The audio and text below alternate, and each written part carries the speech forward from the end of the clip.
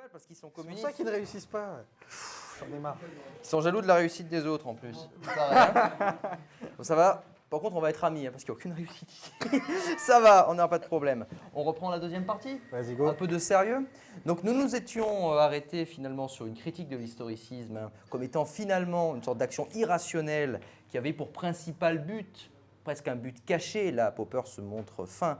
En gros, il les accuse de vouloir cacher la responsabilité individuelle sous le tapis pour pouvoir justifier soit une inaction, soit des horreurs politiques. De ce point de vue-là, l'argument de Popper est assez proche de ce que fait Camus dans L'Homme révolté, si vous êtes un peu intéressé par ça. Dans L'Homme révolté, Camus fait remarquer que l'un des principaux soucis avec la pensée communiste et ainsi de suite, c'est en gros d'en venir à un raisonnement logique qui serait le raisonnement suivant. On va finir par justifier toutes les violences au vu d'une fin, en gros, qu'on se serait donnée, qui nécessairement finirait par être précipitée par la violence même qu'on fait subir à la population. Donc la violence que je suis en train de faire, moi, par exemple, moi qui martyrise mes élèves, je les martyrise, mais ce que je fais est quand même bien puisque je vise un but qui est, soit dit en passant, très bon, etc. Et donc, le problème de ça, c'est que toute martyrisation donc, nous emmène et nous fait accélérer vers le bien commun. Donc s'il y a des élèves qui se sentent martyrisés, Il y a des numéros pour ça, il y a des trucs comme ça. Voilà en gros l'idée. Alors, Popper ne le prononce pas comme ça, mais si vous êtes intéressé, effectivement, il y a vraiment une espèce de nébuleuse à cette époque-là, dans les années 40-50, avec Popper, Hannah Arendt, Raymond Aron, Albert Camus. Camus un peu moins quand même, parce que la position de Camus, c'est quand même autre chose. Mais globalement, il y a ça, qui est en gros de critiquer en grande partie l'URSS. La nébuleuse libérale. Après, je ne mettrais pas Camus chez les libéraux quand même. Ah bon? Non, quand même pas. Enfin, il avait quand même une tendance un petit peu anarchiste sur les bords, sur beaucoup de points. Après, Un anarchiste, un libéral. je sais pas, ça dépend. Pour vous, Bégodeau, c'est un libéral ou… Malgré lui. Malgré lui, carrément. Ok, bon, réponse cohérente. c'est pas parce qu'il Réponse a des cohérente. idées droites qu'il est libéral, attention. Il Et est donc- élitiste, mais il n'est pas forcément libéral. Notre idée, là, c'était en gros d'essayer de voir la différence entre ce qu'on avait dit, entre en gros une évolution que l'histoire pourrait peut-être arriver à saisir et ce que les historicistes croient voir, c'est-à-dire un progrès certain ou alors une dégénérescence certaine de la race ou d'autre chose qui devrait advenir nécessairement, etc., ou fatalement. Et alors, c'est quoi en gros la méthode scientifique qui permet à Popper de fonder cette critique? Et bien, on va le voir justement. Donc, il existe des tendances expliquées, mais leur persistance dépend de la persistance, comme on le voit, de certaines conditions initiales particulières, qui à leur tour peuvent être parfois des tendances générales. Très bien. Or, les historicistes ne remarquent pas que les tendances générales dépendent de conditions générales. Ils traitent ces tendances comme si elles étaient aussi inconditionnelles que les lois. Leur confusion entre loi et tendance générale les fait croire en des tendances qui seraient inconditionnelles, sans condition, et donc qui seraient par conséquent générales. Or, comme nous pouvons le dire, en des tendances absolues. C'est ce que vous disiez. Par exemple, on a une tendance historique générale vers le progrès, une tendance vers un état meilleur et plus heureux. Et si tant est qu'ils considèrent une réduction de leur tendance à des lois, ils croient que ces tendances peuvent être immédiatement dérivées de lois universelles seulement, telles que les lois de la psychologie. Bon, alors psychologie, mais ça peut être le matérialisme historique, etc. Donc, l'erreur centrale de l'historicisme, c'est que ce qu'il appelle des lois d'évolution s'avèrent être des tendances absolues. Et là, le point va être intéressant ici. Tendances qui, comme des lois, ne dépendent pas de conditions initiales et qui nous emportent irrésistiblement vers une certaine direction, donc vers l'avenir. Elles sont le fondement de prophéties inconditionnelles, c'est tout le contraire des prédictions scientifiques. Les prédictions scientifiques qui se veulent conditionnelles. Un texte un peu difficile, un petit peu beaucoup, mais où tout se trouve Et ici. tout se trouve ici, effectivement. C'est Tout le se trouve cœur de ici. l'argumentaire, en C'est tout le cas cœur. de l'opposition que fait Popper à ses opposants. Juste, je simplifie un tout petit peu, c'est qu'en gros, il y a les tendances générales dans l'histoire, certes, vous pouvez observer les tendances. Néanmoins, les tendances ne sont pas des lois, contrairement à ce que croyaient les marxistes. Ah, après, c'est ce que dit Popper. Voilà. Mais les C'est tendances, un homme de paille. c'est un homme de paille, effectivement. Mais d'ailleurs, en quoi c'est un homme de paille? Dites-nous, Lorenzo. C'est un petit peu compliqué, mais parce que le marxisme, c'est pas les lois de l'univers, c'est les lois des sociétés humaines. Ils ne sont pas régies parce qu'il y avait un peu cette idée que je crois que c'est c'était dans un écrit de Staline, enfin, qui disait oui, basiquement ce qu'on comprenait, oui, il faut être communiste parce que l'eau bout à 100 degrés, mais ça c'est pas sérieux. Pour le coup, effectivement, ce serait une attaque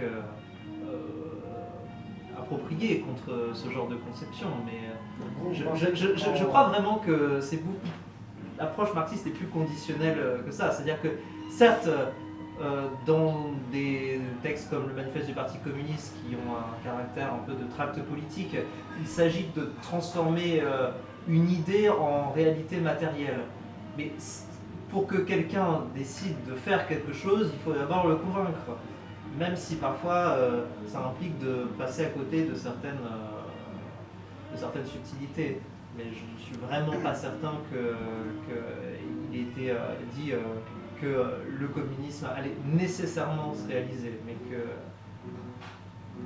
qu'il y a une tendance de l'évolution, comme j'avais dit, du règne de la nécessité vers le règne de la liberté. Ça, c'est une tendance historique et vérifiable. En tout cas, en Occident. Il y aurait plusieurs points, mais je vais en sélectionner 2 ou 3. La première, c'est est-ce que vous pensez que quand Marx ou ses successeurs ont parlé de l'évolution de l'histoire, en tout cas avec cette dialectique qui existerait dans l'histoire, est-ce que pour eux c'était une loi au sens physique du terme? Ou est-ce que vous direz non, ils utilisaient le mot loi, mais finalement c'était pas ce qu'ils voulaient réellement dire, mais faute de mots, ils ont utilisé ce mot-là? Peut-être, mais déjà. Moi, déjà ça, je suis pas sûr. Hein, parce que ça serait faire manque de preuve de force de leur argumentaire. Parce que là, il dit matérialisme dialectique. La phrase entière, c'est matérialisme historique et dialectique. Ouais. Et donc, il y a effectivement le dialectique. On peut passer d'un extrême à l'autre. L'histoire, là par exemple, nous sommes dans une période post-URSS. Des années 80 jusqu'à encore très récemment, peut-être encore pendant un moment, on est dans une période politique anti-utopiste. On a déclaré la fin de l'histoire. On commence à avoir déjà beaucoup de doutes, alors qu'à un moment, ça s'imposait comme une réalité évidente. Oui, évidemment, on avait trouvé le meilleur des systèmes. Est-ce que ça va vraiment être le cas pendant encore longtemps? Moi, je ne crois pas. Je n'ai pas la certitude, mais je ne crois pas. L'histoire peut avoir des reflux. L'histoire fait plus une ascendance, mais un peu, j'ai cette image en tête, mais j'ai du mal à trouver les mots pour l'expliquer. Mais moi, je pense qu'ils y pensaient comme une loi. Hein. Enfin, à vérifier, mais c'est parce que justement, toute la force qu'ils ont eue, c'est de faire comprendre qu'il y ait des lois, tout comme il y a une loi en physique. Et que sinon, ils n'auraient pas utilisé ce terme-là. Leur but était de montrer que non, ce que j'affirme là, c'est aussi fort que ce que Newton affirme sur les mouvements des planètes. Il y a toujours eu un petit peu des angles morts. Par exemple, Marx s'est peu intéressé au développement des sociétés asiatiques. Et il avait tout un tas de proto-modèles, je crois que c'était un mode de production asiatique, je crois que je vous appelais pendant un moment. Il n'a jamais trop développé, parce qu'il n'a pas eu le temps d'aller au bout du Capital, d'ailleurs même, on n'aura jamais le fond complet de la pensée de Marx, jusqu'où elle se serait développée, mais il était quand même déjà conditionné que l'histoire écrite par Marx, c'est d'abord l'histoire de l'Occident. Oui, absolument. Donc est-ce qu'en Asie, l'histoire s'est développée de la même manière? Est-ce que les modes de production étaient les mêmes? Est-ce qu'il y a déjà eu par exemple du féodalisme en Chine? Et est-ce que même il y a déjà eu du capitalisme en Chine au sens strict du terme? Parce que certes, ils ont été victimes de l'impérialisme, mais après, ils ont fait une transition immédiate vers un système socialiste. Est-ce que le système qu'on a maintenant, certes, on dit qu'il est capitaliste, mais est-ce qu'il est capitaliste de la même nature que le nôtre? Mais c'est pour ce genre d'argument que, du coup, Popper vous donne ce genre d'argument. Et il dit justement, c'est pour ça que vous ne devez pas être marxiste. Parce que l'argument de Marx est faible, soit vous le prenez très au sérieux et il se trompe parce que les lois ne fonctionnent pas de la même manière, soit vous ne le prenez pas au sérieux sur le mot loi, mais vous le prenez au sérieux sur le reste. Et vous dites que c'est des tendances. Voilà, c'est ça, et vous dites que c'est des tendances, et vous remarquez que peut-être ça ne s'applique pas à l'autre bout de la Terre, alors qu'en fait, il y a une grosse partie de la population et une société qui existe à l'autre bout de la Terre. Donc dans les deux cas, en fait, vous tombez à la conclusion que le marxisme est faux. Je ne suis pas sûr d'avoir compris le raisonnement, mais d'accord. En gros, soit vous le prenez dans le sens fort, et dans ce cas, on peut prouver que c'est faux, soit vous le prenez dans un sens faible, et dans ce cas, le problème, c'est qu'il est tellement faible qu'il devient très peu pertinent. En gros, c'est un peu ça qui fait. Mais après, vous allez me dire, c'est peut-être un faux dilemme. Hein. Oui, enfin, J'ai une demande de précision et je pense que les deux épistémologues que vous êtes sauront sûrement m'éclairer. Mais c'est par rapport à la distinction entre loi et tendance. Parce qu'en fait, moi je me dis, quelle est la différence? Parce que est-ce que c'est des tendances suffisamment répétées? Et je suis tout à fait d'accord avec vous, le terme de loi est complètement utilisé de manière abusive dans le langage.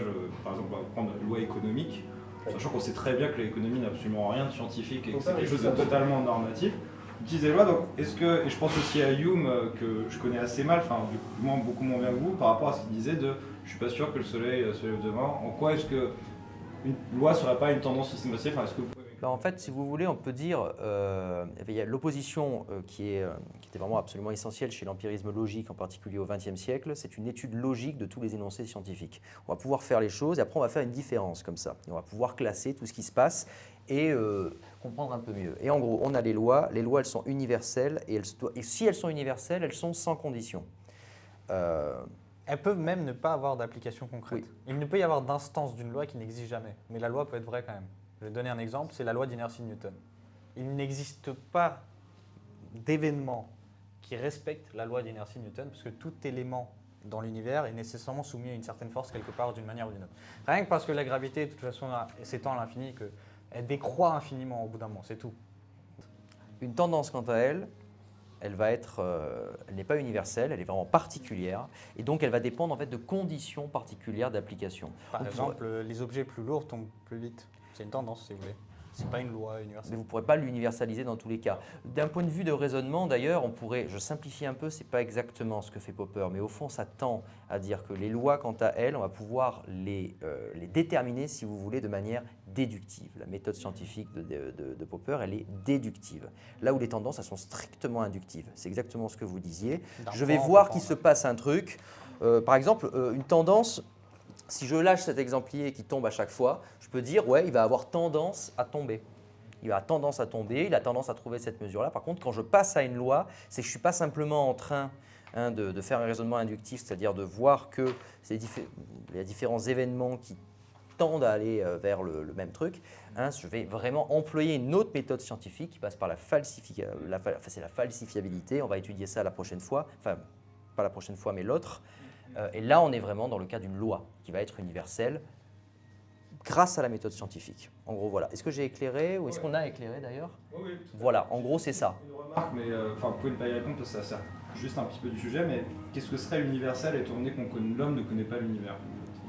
Est-ce que c'est l'univers que l'homme connaît? Je suis d'accord que c'est un peu hors sujet. Parce que globalement, elle est universelle parce que ça vient d'une déduction, dirait Popper. C'est une Donc loi qui c'est un s'applique des partout. c'est tout. Donc voilà. Tout Donc elle simplement. s'applique partout. Si on ne connaît pas partout, en fait. C'est une loi dont on estime qu'elle s'applique partout, même si tu ne connais pas partout. De fait, on n'a pas. Non, peu justement, importe. où qu'elle soit, ou même si tu ne connais pas l'endroit, elle s'appliquera. Par exemple, justement, la conservation d'énergie s'appliquera partout. Mais c'est pas ça, je crois qu'il veut dire. Mais même, on va dire que Je sais pas, jusqu'à ici, on n'a pas trouvé de contre-exemple à la loi. Voilà, ce serait ça le truc. Et donc, on a de très très bonnes raisons d'en inférer que ça peut, pour la que ça va se passer. falsifiabilité. Voilà. C'est pas ce qu'il dit, mais c'est vers ça que ça tend. Pour revenir du coup au texte, ce serait pas une différence de nature, pleinement de nature, mais aussi un petit peu de degré, entre guillemets. Si, Ouais, c'est ça le problème. Non, si, c'est vraiment de nature Oui, c'est ça, entre c'est ça le tendance et problème. loi. C'est ça le problème. C'est ce que. Du coup, à partir de quand on... Alors là, encore une fois, peut-être qu'on sort vraiment de... Peut-être on va vers des considérations purement épistémologiques, mais à quel point est-ce qu'on a besoin que quelque chose soit régulé pour que ce soit... Est-ce que, par exemple, par rapport à votre définition, il n'y aura aucune loi en sciences humaines, en fait, par exemple? Aucune. Du coup, il y aura que... En fait, on serait que dans un physicalisme brut où tout est physique. Oui, c'est ça. Après, aujourd'hui, on serait plus subtil. Là. Si on devait réellement vous répondre, on dirait que la problématique de ce qui est une loi ne s'applique qu'en physique et en fait, elle s'applique nulle part ailleurs dans aucune autre science. Même en biologie. ça Même en s'applique biologie. pas. Il n'y a pas de loi en biologie. Ça reste empirique, finalement. La loi de l'évolution n'est pas répétable, donc voilà, l'argument s'arrête là, gros. En gros, il n'y a pas de condition où ça serait faillible. Donc si je ne peux pas vous donner la porte en vous disant, en gros, j'ai écrit une théorie, et je vous dis, voilà, si elle est fermée et que tout est vrai, c'est qu'il y a un problème, c'est qu'elle est fausse. Ça, c'est du Hegel. Okay. Si j'écris une théorie et que je vous dis, là, il y a une erreur, il peut y avoir une erreur là. Si vous la trouvez, c'est que ma théorie est fausse. Voilà, après, on cherche. On applique la théorie dans toutes les circonstances. Tant qu'elle n'a pas été démentie, on la garde. Et quand elle sera démentie, on va changer. Mais après, on sera plus subtil aujourd'hui parce qu'il y a des théories qui sont démenties, mais qu'après, on se rend compte que c'est à l'aune de la théorie que l'observation change. Donc ça, c'est le cas, par exemple, des planètes qu'on a découvertes.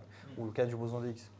C'est typiquement ça. La théorie, le boson devait impliquer que c'était vrai seulement si vous considérez qu'il existait. Mais si vous considérez, ou qu'on n'a jamais vu, mais si vous ne considérez pas, la théorie était fausse. Donc, dans une définition entre guillemets plus paradigmatique. Aujourd'hui, on serait plus paradigmatique, on serait à la Kuhn. Effectivement. Kuhn aurait plus de valeur pour nous que Popper là-dessus. Ça vient notamment d'un truc, j'arrive tout de suite, mais parce qu'à l'époque, en gros, on faisait de la philosophie des sciences. L'épistémologie est souvent liée à la philosophie des sciences, quoique maintenant plus tant que ça, mais ça c'est un autre problème. Et en gros, quand on faisait de la philosophie des sciences, on se disait, on va étudier la physique, on va voir comment fonctionne la physique, avec l'espoir de se dire que toutes les autres sciences étant des filles de la physique, elles allaient de toute façon avoir les mêmes normes, la même méthode, et donc autant étudier la maman, la plus forte, puisque les autres, de toute façon, c'est vers ça qu'elles vont devoir tendre. Maintenant, c'est plus du tout. Maintenant, ça a disparu. Ça a disparu. Si vous voulez faire de la philosophie des sciences, vous n'étudiez plus la physique parce qu'elle est considérée vraiment comme un cas particulier qui ne sera pas répétable. Et donc, si vous voulez faire un truc entre deux, vous faites la biologie. D'ailleurs, maintenant, c'est pour ça vous qu'elle… étudiez chaque domaine spécifiquement Voilà. en lui. En Et fait. globalement, maintenant, c'est plutôt de la philosophie de la biologie que font beaucoup de philosophes des sciences par défaut. Alors qu'auparavant, si là, j'avais voulu faire une thèse de philosophie des sciences il y a 40 ou 50 ans, j'aurais fait une thèse de philosophie de la physique. Sinon, j'aurais été dans un cadre assez particulier, vous voyez. Parce que faut Aujourd'hui, se ce rendre serait compte plus du tout le cas. de l'efficacité du truc. C'est-à-dire qu'en moins d'un siècle, on a trouvé tellement de trucs Ouais. qui vraiment, on a révolutionné de tout partout, n'importe comment. Enfin, de la petite particule à la plus grande, le plus grand système qui existe, on a révolutionné de tout et n'importe comment. Donc on s'est dit, bah voilà, on a trouvé le Saint Graal. On a une méthode qui marche. Et ça marche en physique, Il alors suffit ailleurs. suffit de l'observer et on pourra trouver tout le reste. Bah, la psychologie, ça a foiré, la psychanalyse, tout ça, ça a foiré, la biologie, ça a foiré, l'économie, ça a foiré, enfin j'en passe et des meilleurs. Juste pour revenir un tout petit peu sur la question de l'histoire et de la politique, mais est-ce que vous pensez que c'est peut-être pas, comment dire, cette idée que tout est loi, est-ce que c'est pas ça qui mène aux dérives entre guillemets un peu interprétatives, ou de penser que ah bah tiens, en fait c'est une loi alors qu'en fait c'est même pas une pseudo-loi et c'est quelque chose, et après on s'en sert pour faire… C'est ce que dirait Popper. C'est ce que dit Popper. Popper. C'est exactement ce que dirait Arrêtez Popper. avec ça. Arrêtez à mettre des lois partout. Toutes Vraiment. les phrases du type « l'histoire va ta » voilà, vous pouvez mettre un warning dessus, cette phrase ne devrait pas exister. Moi, je sais qu'il va y avoir Quelqu'un ceci. qui vous dit ça, Quelle que soit d'ailleurs sa formation scientifique. Ce serait intéressant d'étudier Jean-Marc Jancovici à cet égard. Est-ce qu'il a des raisonnements historicistes ou pas? J'ai pas de réponse, moi personnellement, parce que je me prétends pas expert, puis il est quand même compétent et tout sur certains points. Mais ce serait très intéressant, par exemple, de le passer à la moulinette historiciste, à la Popper, juste pour un exercice pratique. Lorenzo, nous y arrivons. Oui, qu'est-ce que je voulais dire Ça commence très mal. c'est bon, on l'a eu. On pourrait, parce que je suis pas obsédé par l'idée d'avoir absolument raison sur tout. Mais un peu quand même. Non mais c'est très bien. Mais un peu quand même. Et après, j'ai envie Vous avez raison. d'être moteur de discussion. Allez-y. Hein. Non, mais je peux, comment dire, admettre que c'est vrai que dans le marxisme, même le plus intelligent, il y a quelque chose un peu du domaine de la foi. Parce que la proposition marxiste ne sera prouvée que quand ça sera vérifié dans les faits. C'est-à-dire, est-ce qu'on sera allé jusqu'au bout de ce qu'on voulait faire de toutes les manières possibles, jusqu'à ce que notre idée soit absolument… Attention, ça c'est un raisonnement spécieux. Et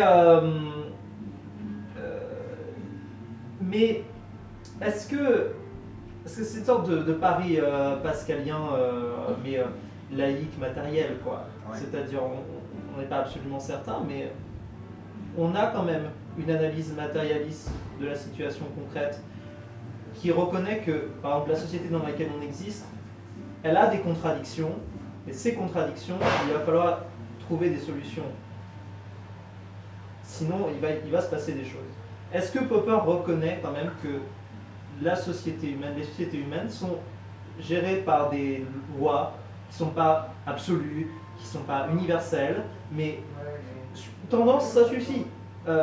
Est-ce qu'il reconnaît des contradictions au sein de la société? Est-ce qu'il admet qu'il faut trouver un moyen de régler ces contradictions? Parce que s'il reste juste dans un nihilisme total vis-à-vis de ce que la société est, ce qu'elle peut devenir, où est-ce qu'on va? Moi déjà, l'idée qu'ils reconnaissent des tendances, je trouve que ça va à l'opposé de l'idée que je m'en étais fait avant. Je ne connaissais pas du tout l'auteur avant qu'on en discute. Il était, oui, l'histoire n'a pas de sens, elle n'a radicalement pas de sens, tout est subjectif. Une sorte de relativisme bizarre, quoi. Le nihilisme, il a dit carrément. C'est une sorte de très postmoderniste, quoi. C'est-à-dire il est contre les méta-récits. Est-ce que l'absence de méta-récits, c'est pas déjà un méta-récit d'ailleurs, mais est-ce qu'il reconnaît quand même qu'il y a des contradictions dans la société, que ces contradictions doivent avoir une... Moi, il dirait pas contradiction. Il dirait pas contradiction. Après, Il on est dirait, d'accord il pour dirait la des, lutte, il dirait des tensions. Ouais. Mais il dirait pas des C'est contradictions. quoi la Sens différence? hegélien. Une contradiction, il va forcément y avoir une solution qui va devoir se trouver par le choc. Il y a des contradictions qui peuvent se résoudre, il y a des contradictions qui ne peuvent pas se résoudre. Lui, il dirait globalement, les contradictions qui ne peuvent pas se résoudre, c'est pas un problème. Et pour ça. Parce qu'on peut rien faire à partir de là. Et s'ils peuvent pas se L'action résoudre politique, là, échoue à cela, si vous voulez. Comment vous voulez résoudre quelque chose qui ne se résolve Face à ce pas récif d'impuissance, arrêtons-nous, dirait-il, je pense. Le phénomène révolutionnaire dans l'histoire, est-ce qu'il reconnaît que, mais on ne parle pas de la révolte, hein, on parle de la vraie révolution, c'est-à-dire le renversement d'une classe par une autre, parce que ça a objectivement eu lieu. Est-ce qu'il admet que ces révolutions sont le produit de contradictions qui ne pouvaient pas se résoudre autrement, ou alors est-ce que c'est juste un pur hasard de l'histoire? Non, mais entre les deux, il y a plein de. Vous pourriez mettre d'autres hypothèses. Pourquoi forcément moi, je sais pas, il vous dirait sûrement qu'il y a des tensions, et les tensions ont fait que des intérêts d'une certaine. Peut-être qu'il utiliserait l'analyse de classe, mais pour en faire autre chose. Vous voyez Il ne dirait pas lui, c'est ce contradiction, qu'il- D'ailleurs, globalement. il est malin parce que dans le deuxième livre où il va attaquer Marx, il dit juste moi je suis d'accord avec Marx, en tout cas sur son analyse qui est très pertinente, pas de souci, je considère que c'est un grand homme, blablabla. Mais il fait remarquer que la lutte des classes, dans tous les cas, imaginons il y a les prolétaires qui commencent à prendre le pouvoir. Rien ne vous dire que dans le prolétariat, il n'y aura pas en fait des luttes internes et intestines entre eux, et où il y aura des sous-classes qui vont se produire. Et du coup, l'argument de Marx va tomber à l'eau de dire qu'il y aura une unité qui va renverser les dominants, la classe dominante qui aura perdu de force. Ben en fait, on pourrait imaginer par exemple une histoire dans laquelle... Mais d'ailleurs, il y a des marxistes qui ont proposé que la révolution socialiste, la première qui arrive, donc la classe qui va remplacer la bourgeoisie ne sera pas immédiatement le prolétariat, mais d'abord une classe de bureaucrates. Par exemple, on pourrait penser ça Donc aussi. une surrévolution à nouveau sur celle-là, mais seulement dans le cadre historique où le socialisme est déjà hégémonique à l'échelle mondiale. Là, on peut avoir une nouvelle classe qui prend le je pourrais pouvoir, imaginer pas un simplement un scénario. retour de la classe précédente. Moi, je pourrais Poupée imaginer un russe autre de la scénario. révolution, pardon. Pourquoi est-ce qu'il y aurait in fine, l'idée du... Je dis que simplement certains l'ont dit. Oui, non, mais pourquoi pas? Mais après, je pourrais très bien imaginer que les bureaucrates vont devenir les dominants et que le cycle va juste recommencer. Et qu'en fait, il y aura une autre bureaucratie qui va se mettre en place. Je pourrais imaginer d'autres formes de bureaucratie où ce serait une autre classe. Par exemple, ce serait que des groupes d'agriculteurs. On serait toujours sur une société de classe, effectivement, mais Ça, il c'est ne pas un serait pas de même nature que celle d'avant. De la même manière que les aristocrates d'avant la Révolution française n'ont pas exactement le même caractère que la bourgeoisie d'aujourd'hui, même si on voit qu'à mesure qu'elle triomphe, la bourgeoisie, son rêve, finalement, c'est de redevenir un peu l'aristocratie, mais ne peut pas vraiment l'être réellement. En tout cas, de le ressentir. Moi, je dirais que cette analyse-là, Popper dirait, elle est peut-être pertinente, mais ce n'est pas son problème, puisque lui, vraiment, son problème, ça va être de convertir l'idée du bon gouvernement, en gros, en l'idée du gouvernement qui soit le moins terrible possible. Et donc, lui, il va donner une méthode, justement, qui est tirée, justement, de cette critique de l'historicisme, une méthode pour savoir comment les dirigeants doivent diriger la société. Après, j'ai presque envie de dire, Popper, il s'en fout un peu que ce soit la classe des bureaucrates, une classe capitaliste ou un truc comme ça, parce que quelle que soit cette classe-là, pour lui, il a une méthode qui serait pour lui, non pas la meilleure, mais La moins pas la pire. pire. La moins pire. Et c'est plutôt de ce point de vue-là qui situerait le problème. Après, attention, hein, on peut très bien taper dessus, je suis tout à fait d'accord, et vous n'allez pas manquer de le faire, j'en suis certain. Benoît. Oui, enfin, bon, sans référence particulière, mais il y a deux choses qui me frappent, c'est que quand on parle de loi, enfin on met sur le même plan, comme vous disiez, hein, des choses qui sont de l'ordre de la nature ou de la physique, puis des choses qui ont quand même très liées à l'homme, à la nature humaine. Donc j'ai l'impression qu'on parle de plein de choses avec toujours en toile de fond la nature humaine dont on ne parle pas vraiment. Hein, c'est-à-dire que quel que soit le système dont on parle, ce qui tente à faire que, de mon point de vue, ça foire et qui rend l'historicisme complètement caduque, c'est la nature humaine. Enfin, je pense qu'il y a quelque chose de très fort là-dedans. Mais si on étudie cette nature humaine, on ne peut pas savoir où elle va. Alors, Je sais pas. Hein. non, je pense que déjà, en tenir compte, ça serait un bon début. En tenir compte de façon un peu plus, comment dire, explicite. D'accord ? Et l'autre chose qui me paraît importante, c'est la notion de projet politique. Parce qu'on parlait enfin, je veux dire, évidemment, ce qui me vient immédiatement en tête, c'est mon projet, ou c'est notre projet, là, l'autre fou qui nous gouverne, enfin qui essaye en tout cas. Ce que je veux dire, c'est que, ok, c'est quoi notre projet? Et est-ce que c'est notre projet? C'est le projet de qui? Enfin, je veux dire, et quel est ce projet? C'est un petit peu le même principe que dans moi qui ai vécu de longues années dans une entreprise privée, où de façon récurrente, tous les ans, l'interrogation des employés était de dire quelle est la stratégie. Et je peux vous dire qu'en 28 ans, il n'y a jamais eu de stratégie. C'est l'arlésienne, la stratégie. D'accord? Pourquoi? Parce qu'en fait, le système en lui-même, le système capitaliste et l'objectif de profit et de croissance et de produire plus et de vendre plus, etc., suffit.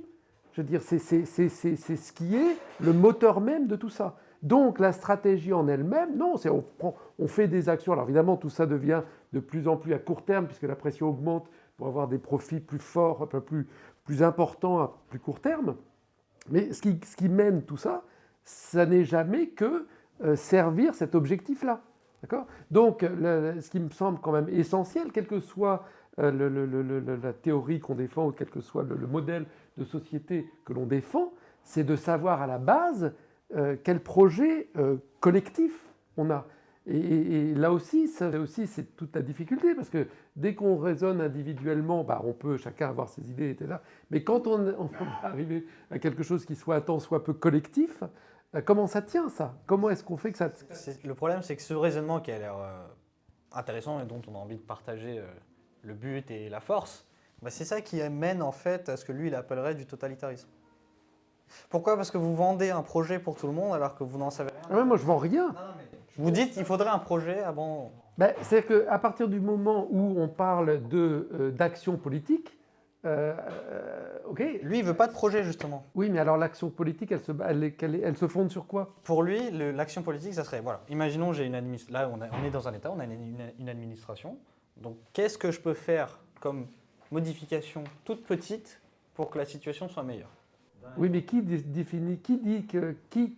estime ce qu'est une situation? On fait des tests. Par exemple, salaire minimum.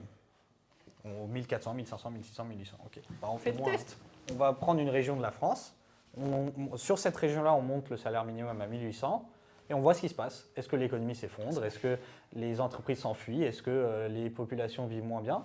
Si ça marche, on l'applique comme une méthode scientifique. Si ça ne marche pas, on l'applique. Oui, mais là, j'ai l'impression d'un poulet sans tête. Pourquoi? C'est-à-dire que poser la question à Macron, par exemple, il ne voudra pas le faire, le test. Il s'en fout. Mais je veux dire, vous appelez... Parce qu'ils n'ont pas la bonne méthode. C'est-à-dire que le test, il n'est possible. Lui, il dira, il fait partie des dirigeants et de la classe dominante. Popper vous dirait, il n'a pas la bonne méthode. Après, le fait qu'il n'ait pas la bonne méthode peut dépendre de la classe dirigeante. Collectivement, comment on le met en place, ça, collectivement? Mais justement, c'est le projet de tout le monde, on se met d'accord et puis on va y aller, c'est ça qui est impossible. Ce qui est possible, c'est de modifier en fait petit à petit des étapes qui sont déjà là. On est déjà là. D'accord, donc c'est complètement éclaté. C'est-à-dire que chacun à son niveau tente des trucs. C'est du libéralisme. C'est une forme de libéralisme. Sa vision des choses, c'est justement d'éviter quelque chose qui ressemble à une utopie. Lui, il appelle ça l'ingénierie sociale utopique ou encore la planification utopique. Parce que parfois, il parle de planification. Bon, les libéraux à cette époque-là sont pour un rôle de l'État. Ils ne sont pas complètement... c'est pas des néolibéraux. Il y a eu 29 nouveaux d'ailleurs. Mais, enfin, peu importe. Mais lui, il dit non. La planification sociale ou l'ingénierie sociale utopique, ça mène forcément à des catastrophes. Parce qu'on n'est pas d'accord sur le projet, parce qu'on ne sait pas vraiment ce qui est bon, et puis surtout, on n'a pas moyen de pouvoir juger de la réussite en fait de ce qu'on est en train de faire. Lui, ce qu'il veut, c'est une ingénierie sociale ou une planification, si vous voulez, pas à la URSS, mais fragmentaire. C'est-à-dire qu'on fait les choses petit à petit, et à chaque fois on teste, et on voit ce qui se passe. Et là, je vais me faire taper dessus par Lorenzo, puis Benoît. Je plaisante. Alors, je voulais dire quelque chose. Oui. Je suis vraiment embêtant. Vas-y, je t'en prie. Il faut, C'est le but d'être J'en embêtant. reviens encore une dernière fois sur Marx. Pour, sur non, mais parce qu'il y a une définition du communisme qui vient plus tard que le manifeste, qui est, il me semble, le communisme est le mouvement réel qui abolit l'état existant des choses. Qui n'a pas grand-chose à voir avec une conception plus ancienne du communisme qui est un type de société très précis, une sorte de blueprint qui serait, donc les anarchistes disent souvent, sans État, sans argent, sans classe sociale. Voilà. Donc c'est accepter que c'est toujours un mouvement dont on n'est même pas certain qu'il aura un jour une fin. Donc en soi, déjà, je trouve que ça va un peu à l'encontre de l'idée de Popper, qui est qu'on a ce blueprint et on est prêt à tous les sacrifices pour arriver à cet exact résultat. Le marxisme, le projet communiste, c'est regarder vers où on peut aller, vers le mieux. Bon, on espère. Mais aussi, et là je suis d'accord avec notre ami, là qu'il y a un peu l'idéalisme de Popper, c'est que dans le capitalisme, c'est là que l'histoire du poulet sans tête, d'après une analyse marxiste, c'est d'ailleurs quelque chose qui m'angoisse beaucoup, c'est que l'humanité n'est pas vraiment en contrôle de son destin. C'est-à-dire qu'il y a des choses qu'on ne veut pas, mais qui sont là. Personne ne veut de l'obsolescence programmée vraiment. C'est-à-dire que c'est toujours un moyen en vue d'une fin, mais c'est cette accumulation du capital avec l'intelligence artificielle. Là, je passe par des grands... je vais vite, sinon on ne peut pas prendre des heures, mais on peut imaginer que si on crée une intelligence qui a un entendement égal ou supérieur à l'humain, l'humain devient obsolète à la perpétuelle création du capital. L'humain n'est pas le protagoniste de sa propre histoire si on reste dans le paradigme capitaliste. À aucun moment, en dépit de toute apparence démocratique, on a vraiment le choix de comment la société devrait être. Il n'y a que le fait de passer à une société post-capitaliste, c'est-à-dire qui dépasse certaines contradictions, qui pourrait peut-être, pas avec certitude absolue évidemment, peut-être qu'on ne pourra jamais le dépasser d'ailleurs, nous permettre de créer les conditions qui nous rendraient les maîtres de notre propre histoire, de réformer nous-mêmes la société de manière réellement démocratique. C'est pas au sens vraiment, c'est pas une question de méthode, c'est une question de la vraie volonté du peuple, le Demos Kratos, quoi. Je résume. Et justement, le problème, il est là, c'est que de dire qu'on pourrait aller vers une unité et de ne pas prendre en compte la spécificité, la multiplicité des choses, et surtout le fait que la population qui sera après nous ne sera pas la même que la nôtre. Parce que je ne veux moi ni du capitalisme, je suis d'accord avec vous, qui n'a pas de tête, qui fait n'importe quoi, qui tourne en rond dans le vide avec sa propre logique, mais je ne veux pas non plus de quelqu'un qui me dise bah voilà le projet, et tu vas me suivre dans ce projet-là parce que je sais qu'on va aller vers le mieux. Ben, je vois pas en quoi ça c'est mieux que ça. Enfin, vous direz Popper en gros. Benoît. C'est pas quelqu'un qui dit voilà le projet. C'est est-ce que collectivement, Ça n'arrivera pas. alors si ça n'arrive pas, rien n'arrivera. Mais justement, au lieu de ne rien faire, ce qu'on peut faire, c'est essayer d'améliorer collectivement, individuellement, donc de manière libérale, mais pas au sens monétaire du terme ni budgétaire du terme, au sens politique du terme. Au sens libéral. individuel Du terme. C'est ce qui se passe.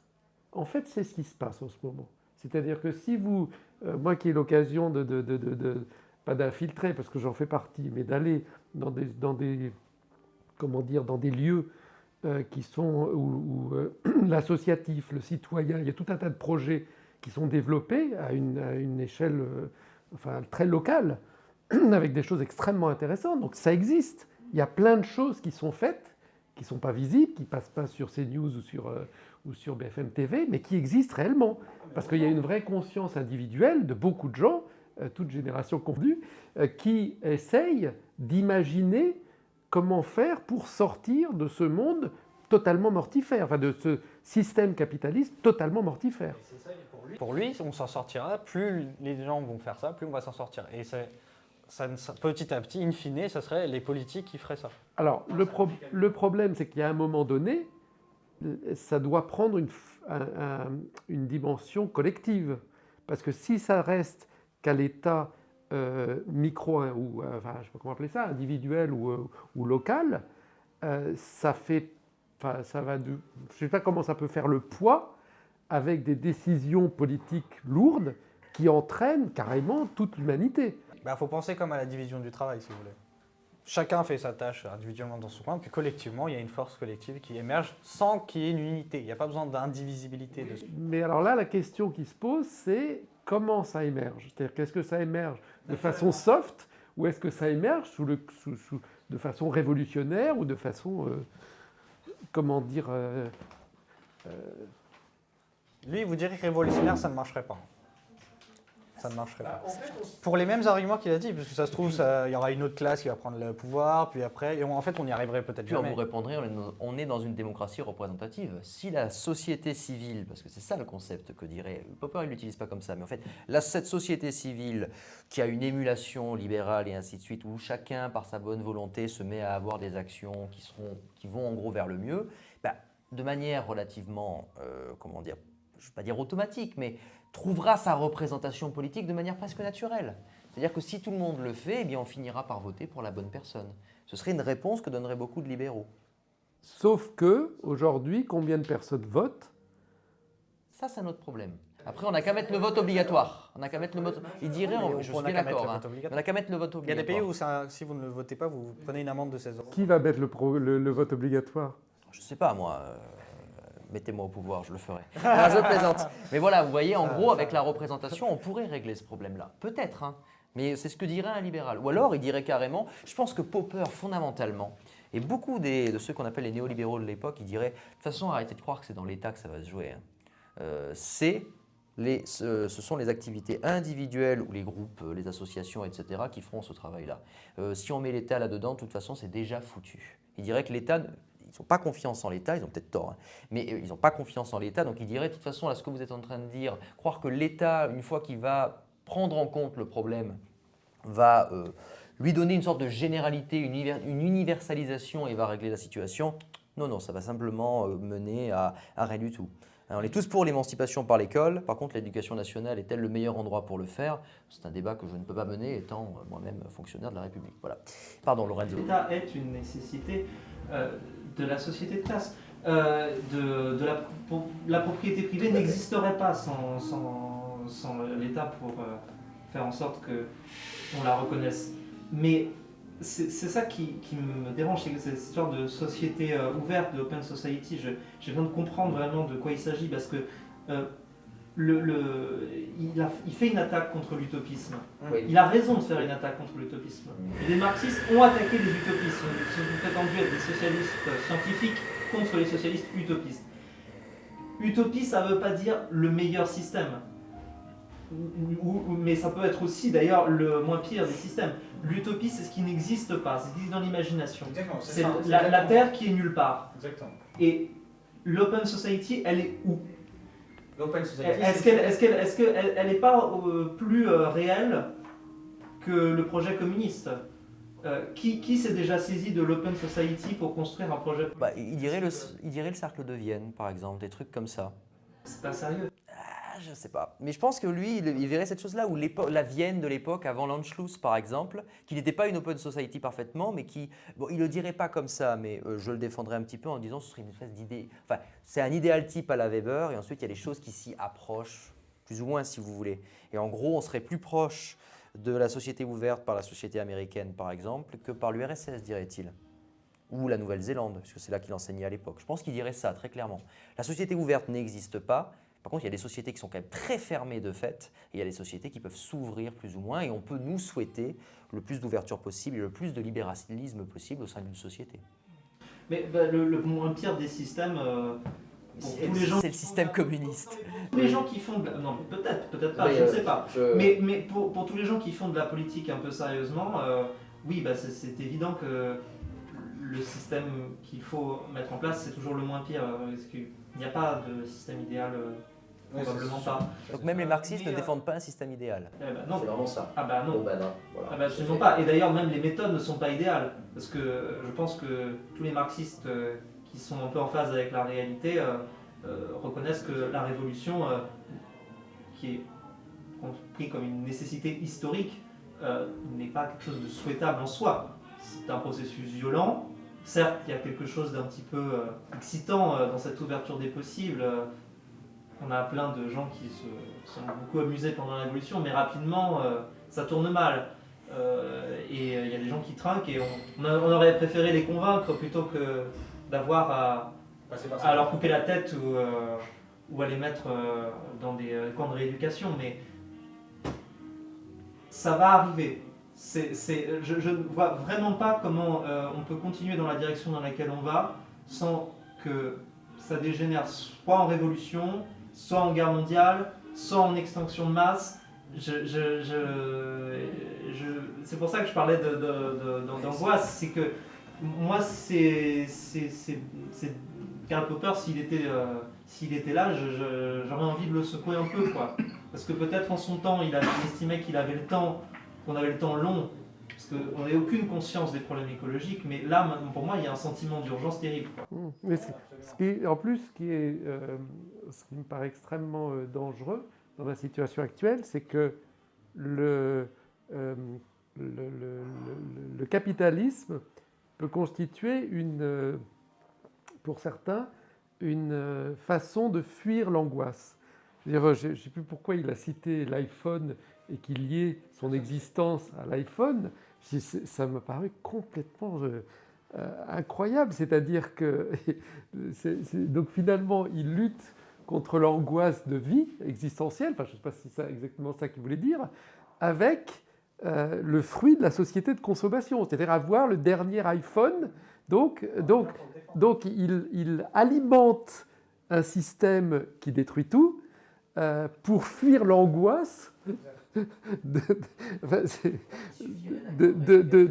que génère le système. C'est-à-dire qu'il y a une espèce comment dire, c'est comme dans son cerveau, il n'est pas unique, hein, je pense, dans son cas. Moi, dans ma famille... Je pense que la majorité des personnes sont dans ce cas-là. Soit ils sont après moi le déluge, soit ils sont tant que je suis là, je vais profiter du capitalisme, blablabla. Soit ils sont même pas conscients des contradictions internes et ils arrivent à justifier d'une manière ou d'une autre bizarre, de manière ad hoc, ce qu'ils font. Moi le premier, hein. Moi le premier. C'est un des pièges du confort qui fait que le confort entretient l'idée qu'on ne peut pas vivre sans. On ne peut pas vivre sans le chauffage, on ne peut pas vivre sans la machine à laver, avec toute la programmation pathétique. On ne peut pas. C'était forcément, pour reboucler avec le début, c'était forcément moins bien avant, et ce progrès-là, on en a besoin, et c'est formidable. En oubliant de voir, et donc là, c'est là où intervient les œillères, hein, le déni, en fait, d'une certaine manière, toutes les conséquences que ça a. Alors heureusement, il y a un certain nombre de jeunes activistes, pas que des jeunes d'ailleurs, activistes qui crient haut et fort tous les dégâts environnementaux, par exemple, de la société de consommation, du capitalisme, de la production à tout va, etc. Parce qu'effectivement, là, on arrive au bout après, on ne sait pas calculer exactement le nombre d'années, à part quelques historistes pourraient nous le dire, mais c'est que ça paraît quand même de plus en plus évident, là. C'est vrai qu'il y a une donnée qui est différente par rapport à Popper, ça c'est sûr. Par contre, si vous voulez attaquer Popper, c'est pas compliqué, hein, parce que l'ingénierie sociale, ça mène toujours à une chose. Mais je suis entièrement d'accord avec notre ami, hein, mais c'est ça, c'est que ce nihilisme ou cette position de doute permanent d'un Popper face à la catastrophe imminente est insupportable. J'ose espérer que si par exemple on me mettait contre un mur et on me disait la balle je vais te la tirer dans le crâne dans 10 secondes, je vais saisir les 10 secondes, même si j'échoue, pour essayer de désarmer cette personne. Mais il y a des gens qui disent non, la balle, elle arrive ou elle n'arrivera pas dans 10 secondes, c'est la vie. Mais non, pour moi, c'est pas acceptable. Il faut être après intellectuellement honnête avec lui, parce que s'il était là aujourd'hui, je pense, au vu de sa formation, il aurait été absolument quelqu'un comme Jean Covici qui défendrait, voilà. Quand même. Parce que c'est quand même un scientifique pur jus. Donc, oui, mais dans son contexte, évidemment, la guerre froide, l'après-guerre mondiale, oui. C'est pour ça que je vous propose, ça je ne l'ai pas développé parce que le temps tourne, mais si vous voulez attaquer Popper, vous devez l'attaquer par l'ingénierie sociale, par la thèse qu'il défend. Et Et ça mène toujours à une chose, c'est par exemple tout ce qui est Walter Lippmann et ainsi de suite. Les hommes ne sont pas adaptés au capitalisme et aux sociétés de marché.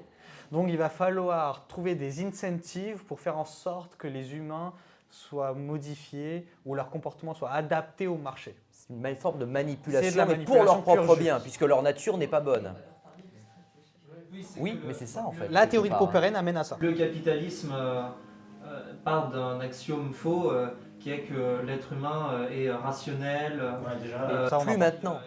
Plus maintenant. Plus maintenant. Hein. Plus C'est maintenant. maintenant le néo-capitalisme, justement, c'est ce que Popper. Eh oui. Ça vient notamment de. C'est mis en tête de le réformer, de changer pas sa nature, mais enfin Son esprit, pourrait-on dire. il va le mettre dans des dispositions qui le font agir en ce sens, quoi. Donc si vous voulez attaquer Popper, c'est en disant mais Popper, vous êtes bien sympa, mais votre système amène juste à de la manipulation des Et masses. ça, c'est assez totalitaire. Et ça, c'est Et totalitaire. c'est peut-être ça, Et c'est d'ailleurs. ça une le vrai forme, problème de Popper. Mais ça, c'est mon problème avec la notion de totalitarisme aujourd'hui, c'est que une des définitions du concept de totalitarisme, c'était, alors oui, c'est un autoritarisme, mais c'est un autoritarisme qui va au-delà des autoritarismes classiques, qui est, on va s'intéresser à ce que pensent les gens dans leur tête, dans leur intimité. On veut savoir, on a une soif de connaissances sur les gens pour pouvoir les manipuler. Mais j'ai l'impression que jamais, à aucun moment dans l'histoire, j'ai été autant manipulé par ce que j'ai dans la main, quoi. C'est-à-dire ce machin me surveille, le fameux iPhone me surveille en permanence, sait où je suis, ce que je pense, ce que je veux. Il est de plus en plus capable d'anticiper mes besoins. Je me souviens une fois, après une rupture amoureuse il y a longtemps, j'avais reçu un mail et c'était de Spotify, nos meilleures playlists post-rupture. Et je m'étais dit que alors peut-être c'est une coïncidence, mais à l'époque ça m'avait fait vraiment flipper. Mais Je peut-être sais qu'elle pas il y a combien d'années, mais peut-être qu'elle a cafeté. Oui, pardon. il y a peut-être vraiment, mais je pense que les algorithmes sont assez balèzes pour, sans vous écouter, déjà trouver ce que vous voulez. Donc déjà, mais maintenant, voilà. Il suffit que vous tapiez sur la barre de recherche sport, vous allez finir par trouver à un moment donné une chemise. Et comme par hasard, vu que vous avez tapé sport, vous avez pensé à acheter une chemise. Et vous voyez, il y a des concordances qui font que vous avez l'impression que c'est causal, mais pas du tout. Mais ça marche très bien. Vous ne le saviez pas, mais Thibaut InShape vous suit chaque fois que vous... Ce sera le mot de la fin, sans doute. Ouais, je voulais revenir du coup, plus pour une ouverture à ce que disait Shivnat. Effectivement, peut-être plus critiquer Popper sur ce qu'il dit. Déjà, l'ingénierie sociale, c'est en fait où, comment, pourquoi, avec quelle méthode.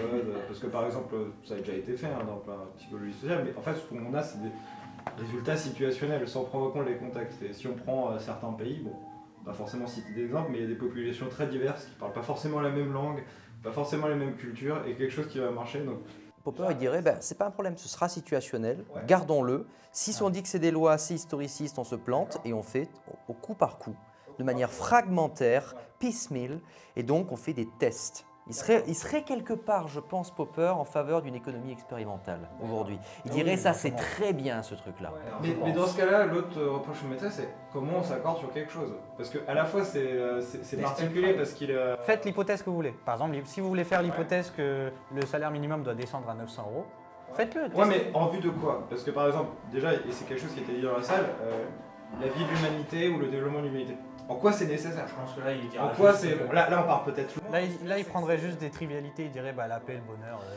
Il dirait qu'on part quand même d'évidence. Tu vois, une vie humaine vaut mieux que la mort, et voilà. Lutter contre les nouvelles formes de pauvreté. Oui, bien sûr, mais ça c'est déjà pas évident parce qu'il y a des gens, par exemple, je prends un exemple basique, mais aux États-Unis, ils sont pauvres, mais pour eux, ça leur satisfait absolument de devoir payer pour leurs frais de santé, ou plutôt de ne pas pouvoir payer pour leurs frais de santé, parce que pour eux, c'est la prédestination, etc. Ouais, mais là, il faudrait rentrer beaucoup de choses où il y a quand même une pression sociale et ainsi de suite.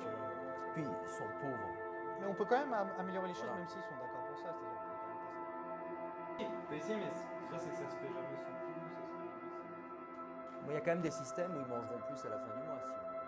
Voilà, on pourrait trouver là-dessus. Mais après, voilà. Et nous allons devoir.